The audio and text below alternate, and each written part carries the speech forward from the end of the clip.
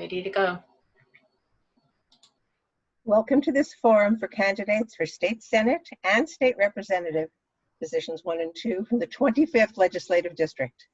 I'm Liz Kernitz-Thurlow, the moderator, and on behalf of the League of Women Voters of Tacoma-Pierce County and all of our co-sponsors, I welcome all the candidates and viewers to this virtual forum. I'd like to thank those involved in pulling these forums together. The League of Women Voters is a nonpartisan organization whose mission for the past 100 years has been to encourage the informed and active participation of citizens in government, hence candidates forums. Any person at least 16 years of age may become a member of the League. Today's forum is for candidates for Legislative District 25. The general election is Tuesday, November 3rd. Even more than usual, between an expected very heavy voter turnout and possible problems with the post office, you are encouraged to vote early. And using ballot drop boxes rather than the mail seems like a good idea. The candidates for State Senate, LD 25, are in ballot order, Chris Gildon and Julie Dorr. For State House Position 1, the candidates are Kelly Chambers and Jamie Smith. Kelly Chambers is not attending. The candidates for Position 2 are Cindy Jacobson and Brian Duthie. Welcome all of you, and we're thrilled that you're able to participate.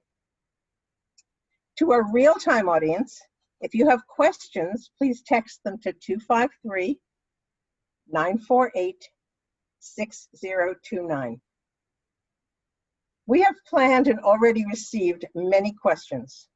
I can tell you that they cover subjects including climate change, COVID, schools, housing and homelessness, racial justice, healthcare, and more. If you come up with other germane issues, I'll try to put them in.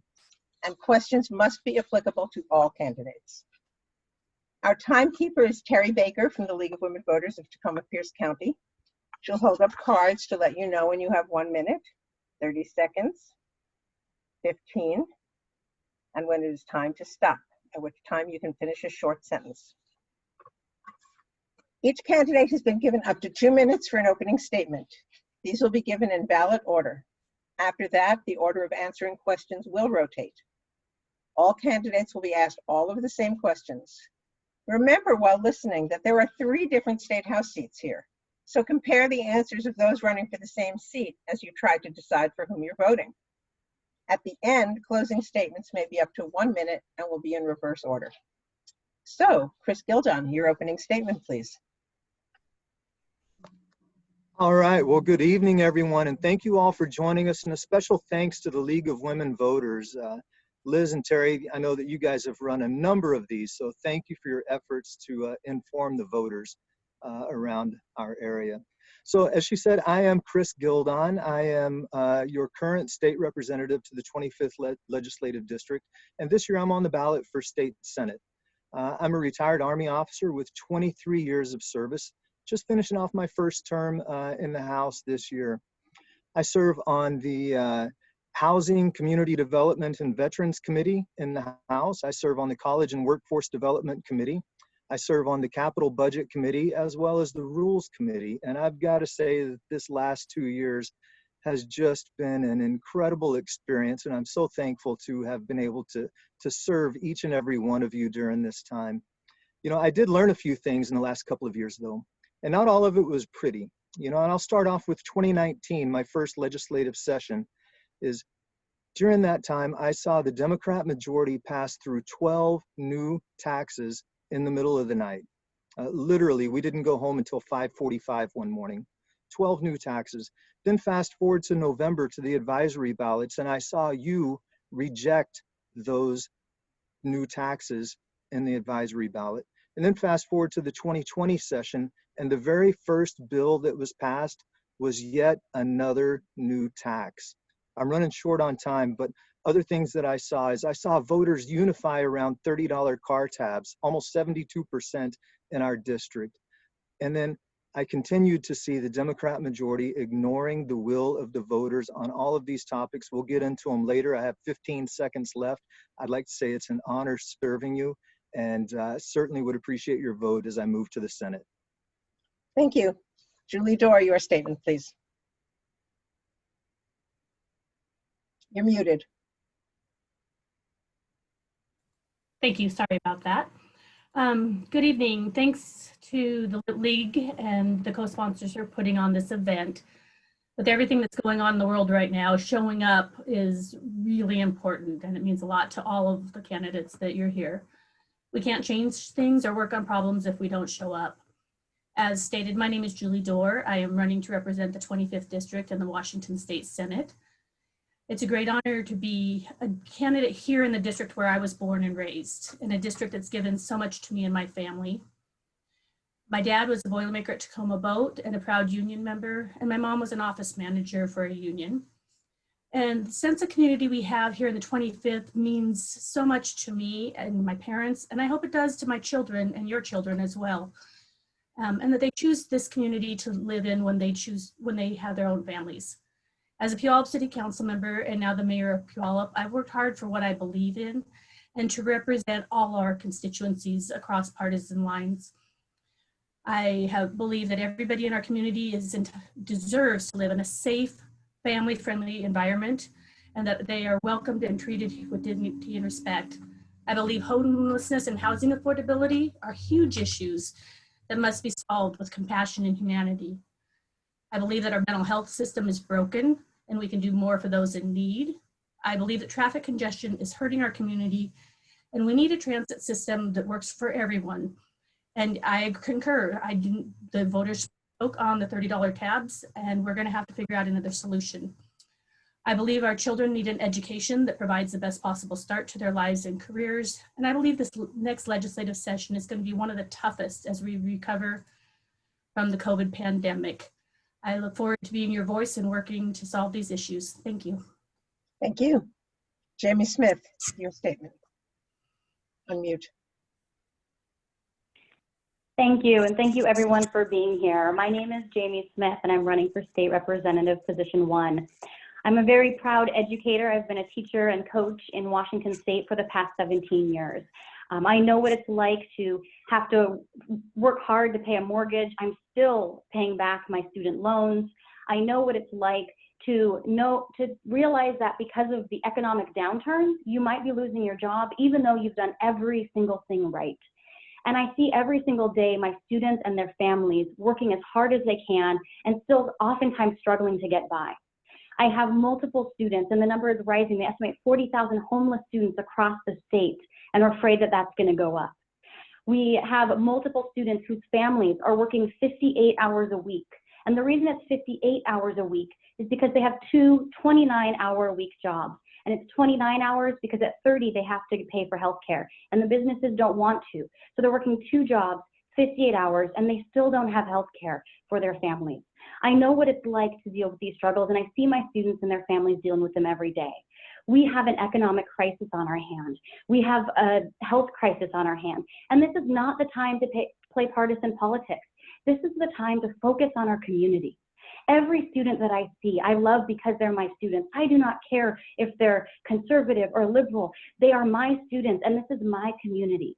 This is about working together. People say, well, I don't want to talk about politics right now. I don't want to talk about politics either. I want to talk about our community.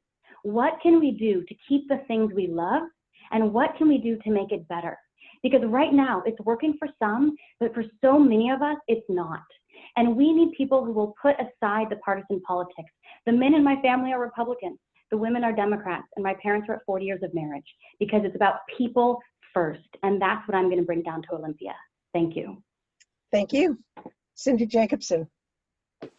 Hi, I am Cindy Jacobson running for 25th District Representative. Thank you to the League of Women Voters. Thank you to the people who are watching this, yet another Zoom meeting. I am a lifelong Washingtonian. I'm a mom and a grandma, and I just finished a 10-year stint as a math teacher at Pierce College. I won my seat on the Puyallup City Council with a message of keeping taxes low, reducing red tape, growing jobs closer to home, sensible and compassionate solutions to the homelessness crisis, and fully funding and supporting our Puyallup police. I have bipartisan support, and I have worked effectively in Puyallup across the aisle. My message has not changed, and we need common sense leadership now more than ever. Right now, we're facing a $9 billion budget shortfall because of the COVID-19 response. One of our first priorities in the 2021 legislative session should be limits on the governor's emergency powers. We need legislative buy-in when an emergency declaration is extended this long. The majority party is morally and probably legally obligated to call a special session to address the mounting budget crisis, and they have failed to do so. Don't make mistakes about this. Washington has had one party rule for decades. Folks are tired of the disconnect between politicians and the will of the people. On issue after issue, the majority party has ignored the wishes of the hardworking folks in the 25th district. Enough. We cannot ask a devastated private sector to pay more taxes and make sacrifices that the public sector is not willing to make. Let's keep the balance in the 25th. A vote for Cindy Jacobson is a vote for balance and common sense. Thank you. Thank you. Brian Duthie, your statement, please. Hello, and thank you, League of Women's Voters and all of our co-sponsors and everyone out there watching us on Zoom. My name is Brian Duthie. I'm running for the open seat in the position 2 for the State House. And this election is really about people. It's about our neighbors. It is about our family members. It's about my grandma who lives, just down the street. And people are hurting. And when you look at who wants to represent you, you have to look at their values. Where did they come from? Well, I grew up around here. My first job was at the YMCA. After 9/11, it was a call to action to serve and spend 3 tours overseas serving in the Air Force. And it wasn't about politics. I was very apolitical, did not want to get involved because I saw the nastiness that would come out of candidates and talk show hosts, and I didn't want to be involved with any of that. But coming back home to the States, I realized you have to be invested. You have to get involved. And working for the city of Everett, I was tossed into the worst circumstances of someone's life that they're going through. And I was there to solve their emergency. And what would happen is I could help them for a brief moment for whatever emergency it would be, whether it was medical or some other situation. But what really needs to happen is we need an investment into healthcare. So often people are waiting until their body is literally failing them to call 911 because they don't have a doctor. They can't afford the prescription. That needs to be changed. We are in the midst of a pandemic. Before the pandemic, we were already stretched very thin at the EMS line. We know that we need to do better. We know that our students deserve better. My child, who is now in kindergarten, deserves access to a great quality education. Thank you. When it comes down to values and it comes down to who we're going to elect this year, we need to look at science. A representative who lead and follow the science and the medical experts that are in their career fields. And I am that person, and I respectfully hope to earn all your support here in November. Thank you. Thank you all. Now we come to questions. This is being recorded 6 weeks before the election. Some people are watching it now, welcome, and others will watch or rewatch later. Our questions concern current issues in our area. This being 2020, we have no idea what other issues will arise in the next few weeks. I've never had to say this before. I'm just pointing that out so that people watching closer to the election won't be saying, well, why haven't they asked about this new crisis? Hey, it's 2020. Remember when that meant perfect? Anyway, each of you will have the same amount of time to answer all of the same questions. You do not need to use all of your time. You're encouraged not to. We will start with 90 seconds each, and I will let you know as time changes. The forum will last up to 90 minutes, so we'll have time, we hope, to get to lots of questions. Those viewing this in real time may text questions to 253-948-6029. And please don't forget that questions must be applicable to all candidates. If you're viewing this later on our website, www.tacoma-pierce.lwv.org, where all our forums will be, don't text questions, it'll be too late. The order of answering will rotate with each question, so that for question 1, Julie Dorr will answer first. We are still dealing with COVID-19, which affects health, employment, housing, and the budget, among other things. How can and should Washington State Legislature address the health and economic effects of this pandemic? Excuse me, thank you. How can and should. So Washington really needs to work on putting people back to work first. We have to take care of our small businesses, our and people's health. We need to find solutions to the budget deficit, but they cannot be on the backs of our working families. And they cannot be on, we cannot take cuts to the programs that people are dependent on the most. So we need to come up with a transportation package, something that's going to put people back to work. And we need to ensure that we are extending protections to those most vulnerable. Thank you. Jamie Smith. So both health and economics are incredibly important. We have to make sure that people have access to healthcare.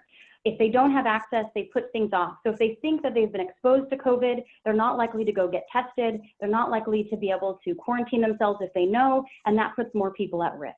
So we have to make sure that people have access to healthcare, and we need to care about everyone else in our community. I understand that some people don't like wearing masks, and it's not comfortable to wear masks. But the thing is that wearing a mask is showing that you care about others. It's saying that in case I were to have it, I don't want to give it to you. And it's been found to be the most effective way to get our economy going. Quite often, those who say they want the economy back to normal are those who are least likely to wear a mask, but that's what's likely to spread it the most. The other thing is we have to look at our small businesses. Right now, they estimate that between 12 and 46% of small businesses won't be here in January. I agree, we need a special session to answer this because small businesses right now need capital, and we have to find ways to get it. Too many were left out of the federal packages. We have to find ways that we're going to be able to help them. And one of those things is that we said that there's not going to be an eviction for individuals, but right now we're seeing that even though businesses were closed, they're still being closed or evicted because of their because that was only for individuals. So we have to look at how can we help small businesses, get them capital, make sure they can stay, and make sure that people are doing those small things so that we can all get back to work and we can all go to an economy and that we all come home safely. Thank you. Cindy Jacobson. Unmute. Yeah, first of all, I think we missed an opportunity in June because we had a lot of spending increases coming online in July, and we had an opportunity to have a special session in June and take a look at those spending increases that were coming online in July, and we didn't do that. So in surplus times, what we've done is we spent all our new revenue, and we even came out of 2020 having spent parts of our rainy day fund. But even now that we have this $8.8 billion shortfall, we still have as much or more revenue than the last biennium. So we need to do a reset. We need to make sure that we don't increase taxes because that's counterproductive, because that's going to harm our small businesses even further. That was one of the first things that was the first bill that Governor Inslee signed out of the 2020 session, was an increase in taxes on small businesses, on service businesses. So we need to do a reset back one biennium. And we should also conduct performance audits for the programs that we passed into law in the last biennium to make sure that they're doing what they're supposed to be doing, so we can do strategic cuts without harming our businesses and families and without raising taxes. And that's how we'll get the economy going again. Thanks. Thank you. Brian Duffy.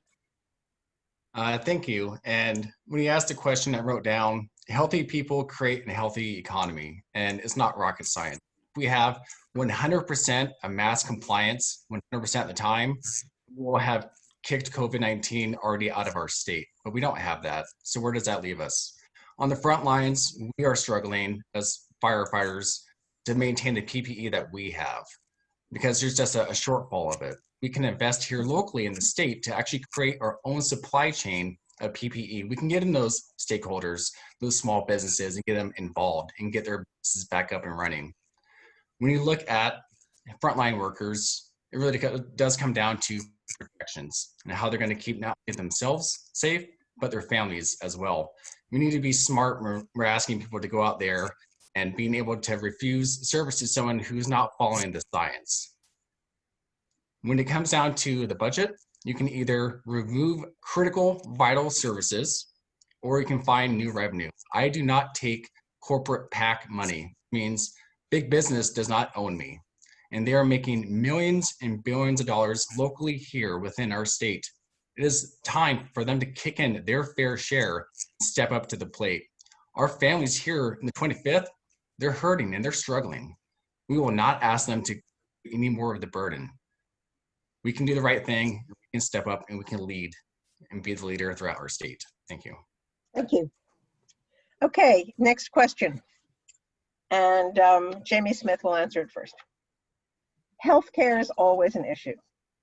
During this pandemic, the greatest number of cases have been among minorities and people with less money, therefore less likely to have health insurance. What options do you support or not support? I didn't actually let you speak, Chris, did I? Sorry, ignore my question. Chris Gilden, please. Yes, ma'am. Thank you very much.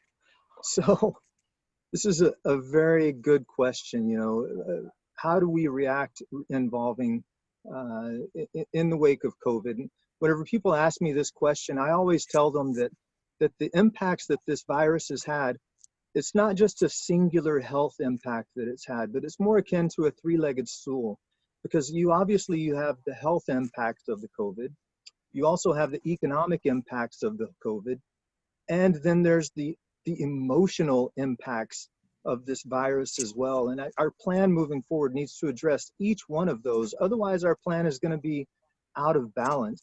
And I'll just talk briefly about this because my time is limited, but you know, moving forward, we have $8.8 billion worth of a budget deficit that we have to make up in our state budget. About half of that we have to make up next year.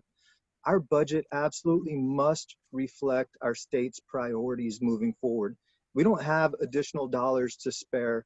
Every single dollar needs to have a name and it needs to have a job. And if it doesn't have a name and a job, then it needs to get reassigned somewhere else so that it can get to work for us. We've got to review things like tax incentives. Are our tax incentives actually working for the intended purpose? Do we need to modify, remove, or change them? These are all things that we're going to have to take into consideration, and it's certainly not going to be easy, but we're up to the task. Thank you. And once again, I apologize. I will not do that again. No worries. Okay. Second question. Jamie Smith answers first. Healthcare is still an issue. During this pandemic, the greatest number of cases have been among minorities and people with less money, and therefore less likely to have health insurance. What options do you support or not support for ensuring that all get proper care during this pandemic and thereafter? I find it amazing that in the richest country in the world, that we are the only industrialized nation that does not provide health care for everybody who's here. And I fully support making sure that everybody gets paid, whether that is single payer, whether that is Medicare for all, or whether that is a different option. Everybody deserves health care. Nobody should have to wonder if they can take their child to the doctor because they might lose their job or they'll lose their house. We should be able to take care of each other. That's what a caring community does. Now, I understand a lot of people hear that and they automatically say, wait, we can't afford it, we can't afford it. And I get why they say that, because they think healthcare actually costs what we get charged, but it doesn't. If you look at most of the world, we have the most expensive healthcare and our results are not showing that we have the best healthcare. It's because we have so many people who are shareholders who are making money off of it, and we need to make sure that everyone is covered. And we should also be focusing our health system. Right now, a lot of it is pay to play. If you help somebody, they come in, you can then get money for that. So you go through as many people as possible, oftentimes missing things, because you get paid per item you do, not if the person's actually healthy. So oftentimes our healthcare system is doing more testing than we actually need, costing people more money and meaning that the healthcare prices go up for everyone. We should be focusing on the results, and we should be focusing on making sure that everybody has access, because every study has shown when everyone is covered, healthcare costs go down because we're no longer paying for the people to end up in the emergency room time after time after time. Thank you. Cindy Jacobson.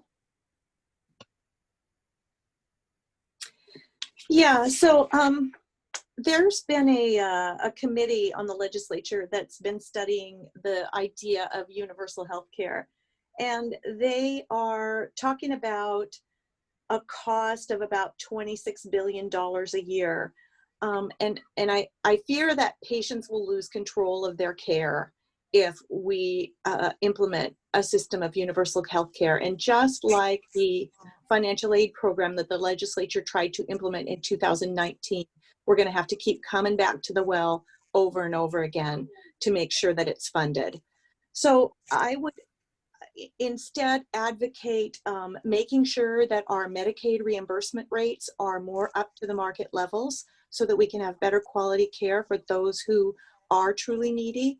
I would advocate that we get rid of our certificate of need process. Certificate of need is a process that nursing homes, hospitals, and even dialysis centers have to go through if they want to build a new facility. And they have to get a license from the state instead of being able to just build enough beds that they think the market will allow. So I think we need to make sure that we get rid of some of this bureaucratic red tape, like the certificate of need process.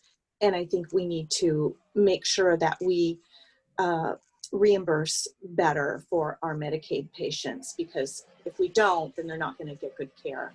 So those two things. Thanks. It's Thank you. complicated. Brian Duffy.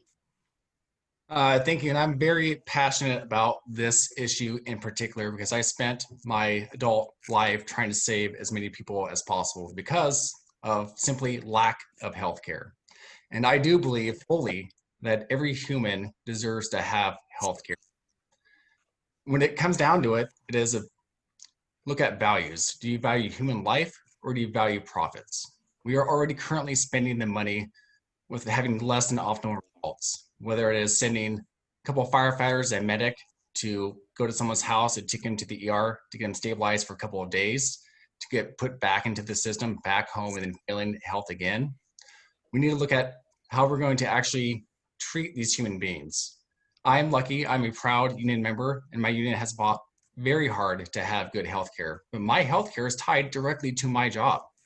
If I get injured and I'm no longer allowed to be a firefighter, where does that healthcare go? And so many families are in that position. Or like my sister, she can't afford to have healthcare.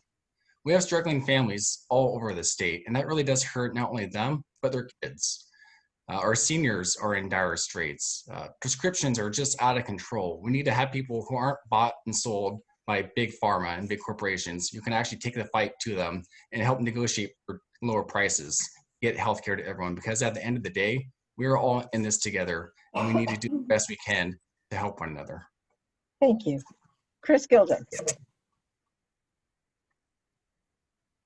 All right, thank you. Great question. You know, I really, I've got to concur a lot of with what Cindy said. You know, the certificate of need, the red tape, our low reimbursement rates, those are all an issue. But also, we still have, the more you dig into healthcare, the more complex of a problem that you find it is, because you have the healthcare providers, you have the health insurers, you have the prescription drug companies, all of these different ones that interplay with one another. My father-in-law once said that there's profit in confusion. I tell you, there is a lot of confusion in our healthcare industry today. It is one of my goals is to reduce the cost of healthcare, and I think the best way to go about that is to increase competition. I've always said competition creates excellence. Right now, we do not have competition within the healthcare industry in Washington State, so that's something that we certainly have to take on. I am very proud of House Bill 2464, which I was able to, I sponsored, I wrote, and it passed the legislature and was signed into law last year, which protects people from excessive prescription drug costs. So it takes effect January 1st. So many of you, you're going to see your drug costs come down because of that bill. And so I was very proud of that. Thank you. Julie Dorr. Thank you. So healthcare is a basic human right. I don't believe that we get to pick and choose who has healthcare. The global pandemic has shed a light on this healthcare crisis, and we need to find ways that on a local level that will address the affordable healthcare, quality healthcare. I've talked to several healthcare officials throughout this district in my role on the city council. And to be sure, healthcare officials we need to make sure that they have the resources that they need. We need to keep our communities safe. We need to make sure that our seniors, our marginalized communities, and our children are covered, those most at risk. We've got to find local solutions. And there's the argument that healthcare costs are too extravagant, but I will tell you, we are paying for these costs, whether it's in a premium or we're paying for them in our emergency rooms, with our first responders, with our police departments. The costs are hidden right now. They're not transparent, but we definitely are paying for them. And we need to make sure that we have an option for everybody to be covered. Thank you. Next question, Cindy Jacobson will answer first. Recently, on top of being told that we couldn't go out because of COVID, we were told that we couldn't go out because of bad air from the wildfires. How can and should Washington State address climate change and wildfire prevention? What will be your role? What legislation would you support? Yes, thank you. Did I get this unmuted? Yeah. So the wildfires are an interesting piece in the climate change problem. A severe fire season, this is from the National Science Foundation, a severe fire season lasting only 1 or 2 months can release as much carbon as the annual emissions from the entire transportation or energy sector of an individual state. So the carbon is stored up in the trees and it gets released when we have these fires. And I remember this, we were worried about protecting the spotted owl, and we stopped our forest management practices. And a lot of the forest management was also giving us money for schools. You know, I'm 60 years old, so I remember some of this stuff. And what we need to do is make sure that our carbon footprint isn't going up in flames in wildfires. We need good forest management practices, and we need to harvest the timber and help pay for our schools as we used to do. So, and that's in any area where there's like climate change, where there's potential harms to the environment that are not taken into account by the free market. We can maybe mitigate those harms with our tax policy. So if we find that practices are bad for the environment and they're not taken into account in the market, we need to mitigate that with taxes on those harmful practices. But we need to use science and look for things that are actually harmful. Thanks. Thank you. Brian Duffy. I think the first thing that we can do is elect people who believe that climate change is real and believe the 99.99% of all the scientists on this issue. And I'm absolutely that person. And the wildfires are also directly related to us as human beings. We've seen an increase in respiratory illnesses already before COVID and before wildfires, and that just continues to play into it. We are literally killing ourselves by not taking care of the planet. My daughter is at risk of not having a healthy planet to call her own when she's ready to raise her family as I am now. We can be bold by bringing all the stakeholders to the table, whether you are a business or a laborer or just a concerned citizen. We can look at this as an opportunity to reshape our economy here in Washington State, to take the bold measures to lead into the future. We know that we only have one planet. We know that time is running out. Now it's up to us to do the right thing to save this planet. Wildfires are not going anywhere. Yes, we can do continued mitigation to help reduce the problem, but we need to actually address the core issue, which is climate change. There is a lot on the ballot this November, but that has got to be near the top for every single voter casting a vote. So thank you. Thank you. Chris Gildem. Great, thanks. You know, I've always said that in order to solve a problem, you have to clearly identify the root cause of that problem. Everybody talks about climate change, but how do you solve something like that? Let's talk about the core issues, which Cindy Jacobson mentioned a little bit ago. Proper forest management is so key in our endeavor here in Washington State. As a matter of fact, it's one of the few things that we can actually do that's going to have huge impact in our state. I was very disappointed last year whenever Representative Joel Kretz offered a budget proviso for $54 million. Now, that sounds like a lot of money, but our total state budget is over $54 billion. So $54 million he requested for wildland management to protect against some of these wildfires that we had. And it was voted down. It was not accepted. It was removed from the budget. The big push whenever we talk about this is people want some type of a carbon tax. If I look at the cost benefit analysis of a carbon tax and wildfire management, oh my gosh, it's like 100 to 1 easily in favor of wildfire management. The good news in our particular state is that if having clean energy were some type of a professional sport, man, we would be the national champs thanks to our hydroelectric dams and our nuclear facility. We are head and shoulders above any other state in the nation. That's something we can be proud of. Thank you. Julie Dorr?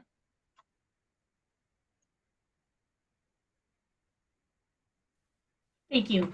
There you are. I had to get my unmute button. The wildfires are something that we have just not seen. In my years as the ex officio for Tacoma-Pierce Fire and Rescue, I've watched them struggle with this issue. We didn't used to have these fires in Western Washington. That wasn't what they were trained to do. That wasn't the equipment that they had. This is a big concern. And it is directly related to climate change. As we have more and more dry summers without the moisture, our buildings don't have that ability to absorb the moisture and to help them snuff out the fire. That's not the right word. Anyway, yes, it is. We definitely need to invest in forest management, but we also need to look at long-term investments and jobs and relative to this, and making sure that our first responders have the equipment they need, but we need to look at how we're going to pay for that. That is definitely a concern, and I'm exploring different options on that. But the question was climate change. Yes, I absolutely think it's related to climate change, and I think that we need to, I do not at this point support a carbon tax. I have not been convinced that that is a necessary option, but we do need to explore our options there. Thank you. Thank you. Do you know that we can't see you? That your video is gone? Speaking to Julie Dorr. I see. What happened to the video? There you are. I unmuted and I mute and apparently lost the video at the same time. Okay, Jamie Smith. Julie, I completely understand. Teaching virtually, it happens all the time. So I just want to say we need clean air for our children to breathe. We need clean water for our fish and for our fishermen, and we need clean land for our farmers. And that should be what we're focusing on. This shouldn't be a partisan issue because this is the health and the safety and literally the lives of everybody. And so we need to look at our goals. How do we keep it so we can keep farming, so we can keep fishing, so that we have our orcas? And what can we do? And there's multiple things. We cannot blame it just on the fires. This is a crazy year. And yes, I agree. We need to do forest management. And we haven't been allowed to do a lot of it for a while. And we need to look at that because what's happening is we're getting too much undergrowth and it's starting to cause these massive fires.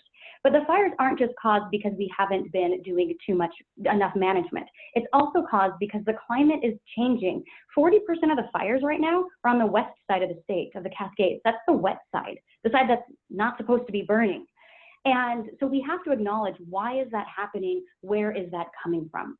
We love to say in the US that we are a country of progress and a country of advancement.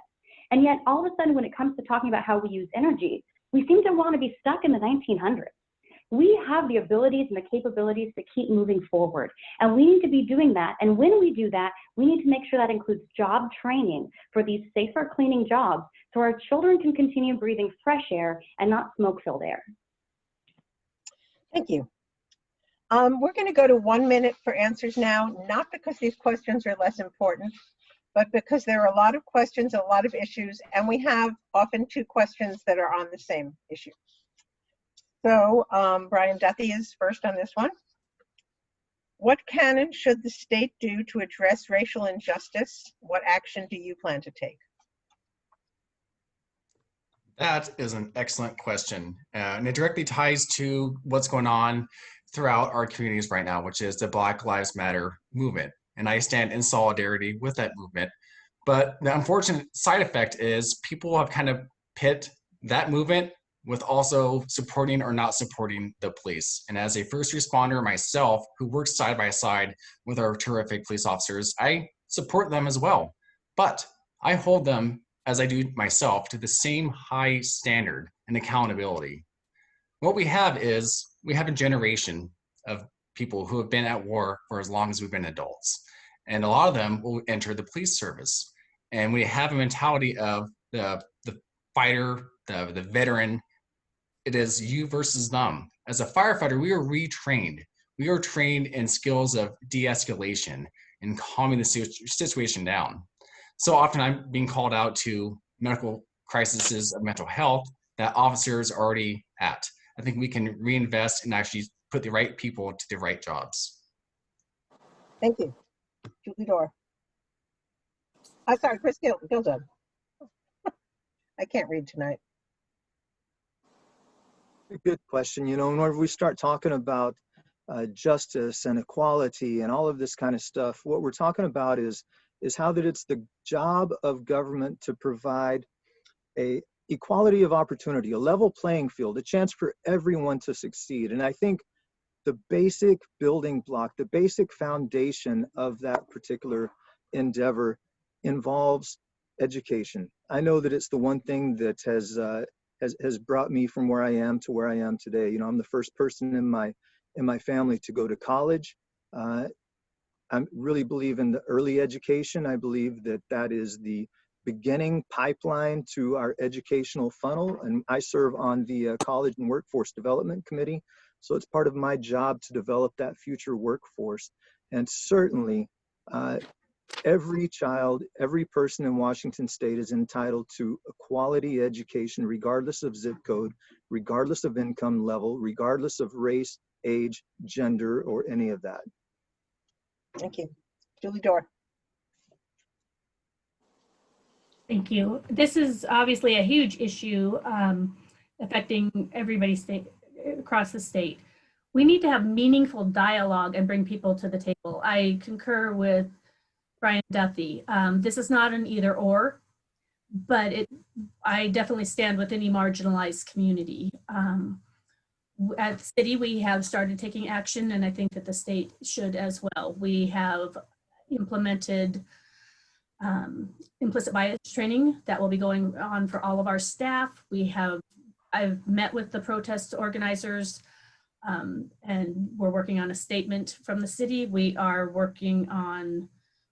a meeting with our police chief and reviewed those policies and procedures. This is a conversation that needs to bring everybody to the table. This has to have reasonable conversations, and both police and the Black Lives Matter protesters need to be at the table to find reasonable solutions to this. It's a conversation piece, and the legislature should lead that. Thank you. Jamie Smith. This is a huge issue, and being a history teacher, you know, our founding fathers, they said to create a more perfect union, but we aren't there and we've never been there. And I have to say, one of the biggest things we can do is make sure that the education we're teaching our students is the true history of the U.S., representing the diversity of the U.S. We've said in our history teacher curriculum things that it's too filled with ODWGs, old dead white guys. And it has taken me years to try to find curriculum that actually represents my students. When my students can't see themselves in the history of the U.S., that does a lot. And that continues to add to the structural racism.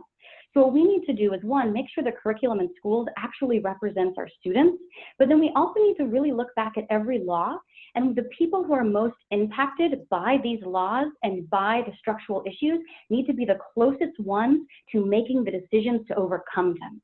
We need to listen, and we need to work together to overcome these things that have been ingrained in us for far, far too long. Thank you. Cindy Jacobson. Yeah, I come at this from a couple of different perspectives. One, on the city level, we are always looking for continuous improvement. Any organization like our police, we're going to look for continuous improvement. They've done a great job.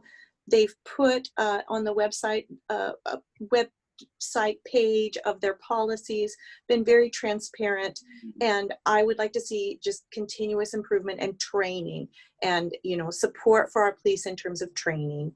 And then on the Pierce College and the teaching side, and being the mama of 5 daughters who all went into STEM fields, we don't do a very good job in our schools of encouraging young, for instance, men of color and women of color to go into STEM fields. So as a teacher, I heard that, and I saw the look of the graduations where my kids graduated with computer science degrees, and it was missing some folks.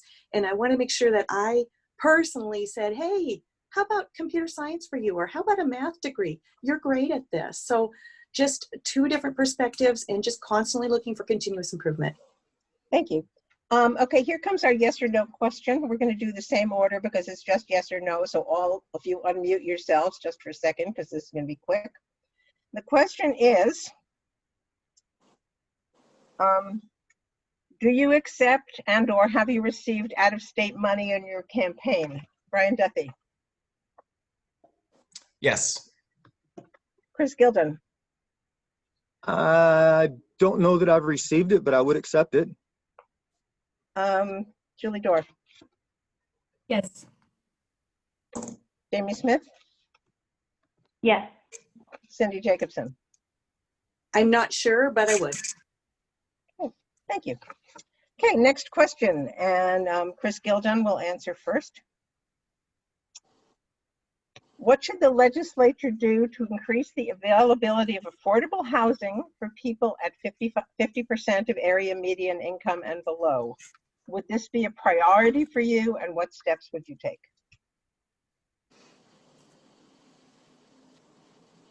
So that's a great question, and I sit on the housing committee in the House, and we wrestle with this quite a bit. Affordable housing, how do you get at it? At its core, it's a matter of supply and demand. Right now in Washington State, we have about 250,000 units short of housing.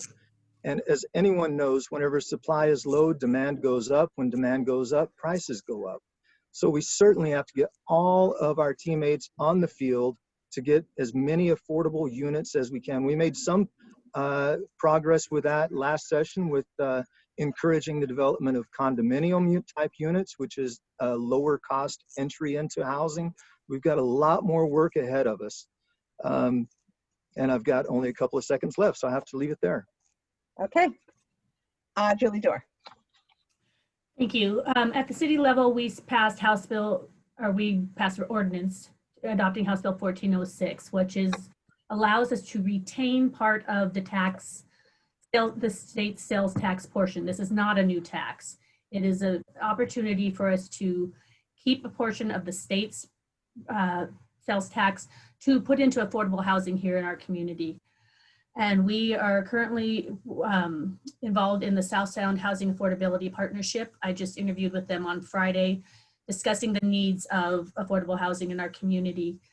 And Puyallup is part of the coalition, and we will have some recommendations from the committee, or from the consultant, on how we can do this holistically and regionally. This is a regional problem, and we need regional solutions. Thank you. Jamie Smith. This is a major issue, and it's definitely something that I'm focused on. As I mentioned earlier, they estimate that we have over 40,000 homeless students, and there's a huge fear that that's going to skyrocket in January.